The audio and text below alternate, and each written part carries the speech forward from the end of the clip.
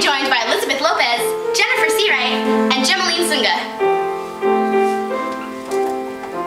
This way. Hey Elizabeth, Jen, Gemma. Oh, hey Matt.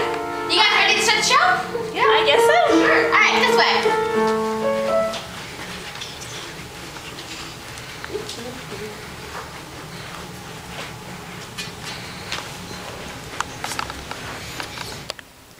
Hi there.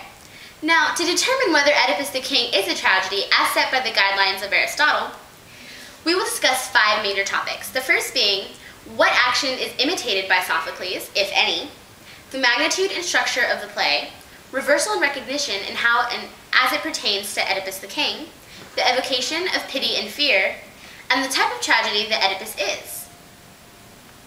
Okay, but how does he define tragedy? Tragedy is an imitation of an action that is admirable, complete, and possesses magnitude in language which is pleasurable, right? So each of its species are separated and is performed by actors, and it's not completely through narration, and it affects pity and fear through purification of these emotions. Now let's recall what Oedipus the King is about. First, it is set in plague-ridden Thebes. The king of Thebes discovers that in order for the plague to stop, the man who killed King Laius must be driven out. By the end of the play, Oedipus discovers that he himself killed King Laius, his father, and wed his own mother. Now let's tackle the first part of that definition, that tragedy is an imitation of an action. Now, Sophocles, as imitator, must imitate an action using agents. Now, these agents, or objects, are of a higher or lower moral quality, and they determine whether or not the action is admirable. Wait, so Natalie, what action does Sophocles actually imitate in Oedipus the King? Well, the action imitated is the misfortune that befalls an admirable character, Oedipus. But is Oedipus admirable? Well, Oedipus is admirable because of his actions. He is a good person who, upon hearing the prophecy that he will kill his father and marry his mother, does all he can to avoid it. The horrible prophecy that comes true does not make him an inferior because he fulfilled the prophecy out of ignorance and not out of a willingness to do so.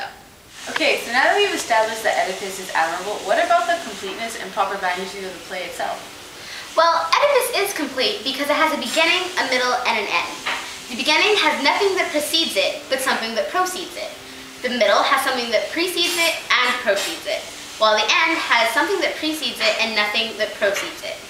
Now, to discuss the magnitude of the play, we must discuss Aristotle's view on magnitude. He wrote, "They should have a certain length, and this should be such as can readily be held in memory." Now, Oedipus is of proper magnitude because it follows the course of a day, as Aristotle discusses later in Poetics, and can easily be remembered as opposed to an epic poem, such as those by Homer. And to continue our take on structure, we must discuss whether the language of Oedipus the King is really pleasurable. And so language is undoubtedly, of course, an essential aspect of any written work. And this holds true especially for tragedy, as it is intended to fulfill its functions even without a public performance and actors, as Aristotle himself said. The embellished language of tragedy is characterized by rhythm and melody in certain parts of the work, exemplified by the obvious rhythmic sing-song lines in Sophocles' Oedipus the King, while on the other hand, Oedipus seems to return to normal speech, for example, when he's speaking to his subjects. Wait, but wouldn't that confuse readers? Is it actually effective? Of course it's effective.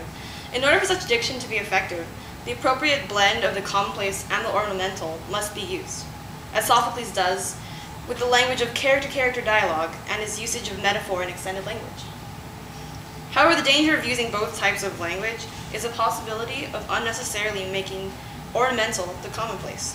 Such as over-describing a scene when it's just a crowd involved. Right.